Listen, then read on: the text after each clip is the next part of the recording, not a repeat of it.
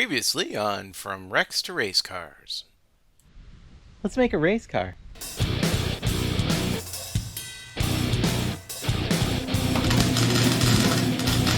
First ever race starting in the future.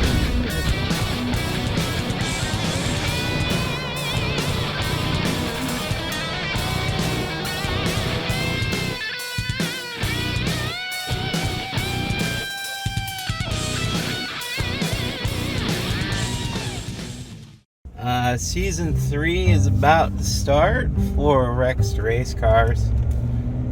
This year I'm planning on making some changes. Currently, the plan this year for me is not to be in racing. I'm not going to drive a car. I will still be involved in racing, just not driving. That's due to some other reasons that are beyond my control. I'm not building a car this year, and if I do, it'll be late in the season. I am taking a hiatus on because of just various reasons with family health, and I'm going down right now for our first episode to film. We're not racing today. Today will be a more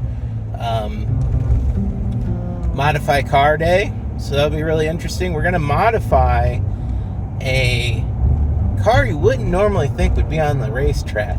We're gonna take it up a notch this year, have some fun. Wherever track I go to, I may sweeten the racing pot. So that's something I've been tossing around my head. Now, if I'm allowed to do what I want to do, y'all are gonna be happy. At least some of the mid-pack guys, because I'm probably going to try and reward the guys that are the everyday racer, show up every freaking day that there's a race, and yeah, they want to be number one, but maybe they can't afford that, $5,000-$6,000 four-cylinder engine that people put together. Maybe all they could run is a stock ECU. I want to reward those people. Some of y'all are going to be a little bit happier. So it won't be one of those nights where you're like, got my tow money back.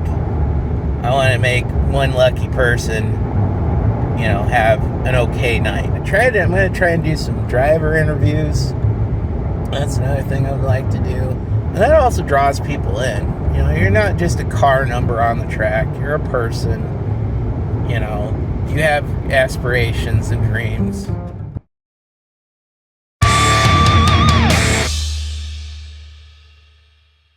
The car is a 2011 HHR with a 2.2-liter Ecotec engine mated to a 5-speed manual transmission.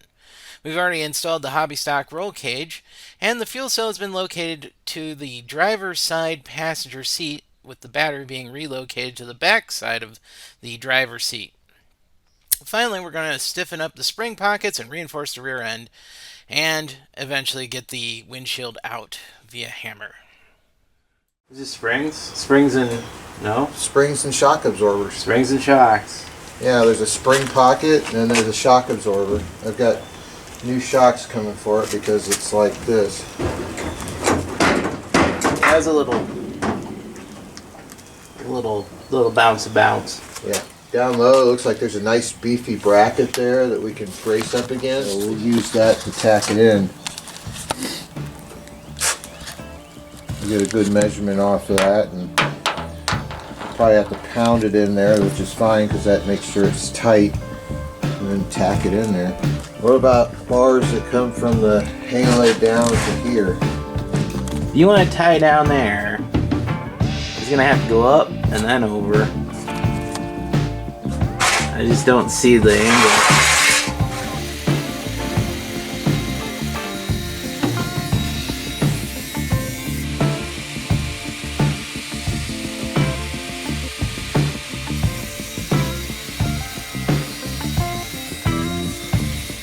Just ended up tying the spring pockets together with the bar. Let's do 28, knowing that we're going to be over. And that way, you can trim some off the end. It's easier to trim than put back on, so...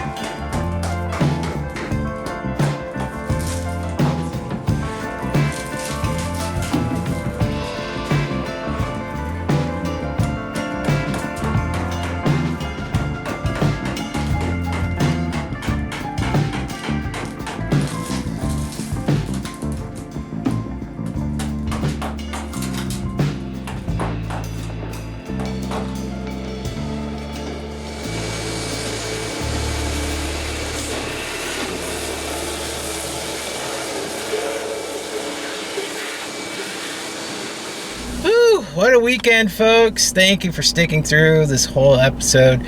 Hopefully you get a little insight on fabrication and what we go through to build a race car in the Hornet class. Like and subscribe helps me get my videos out to people.